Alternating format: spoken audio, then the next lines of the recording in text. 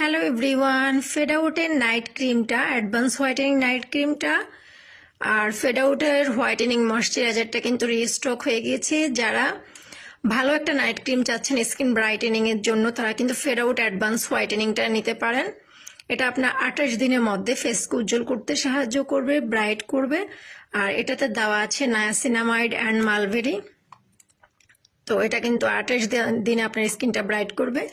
এগুলো কিন্তু ইউকে থেকে ইম্পোর্ট করা, সো এটা নিয়ে কোনো সমস্যা নেই। আপনার স্কিনের জন্য যারা ক্ষতি ছাড়া ব্রাইট করতে যাচ্ছেন তারা এই দুটার মধ্যে যে কোনো একটা নিয়ে নেবেন। আর দিনের বেলার জন্য আপনারা Fade Out original whitening moisturising ক্রিমটা নিতে পারেন।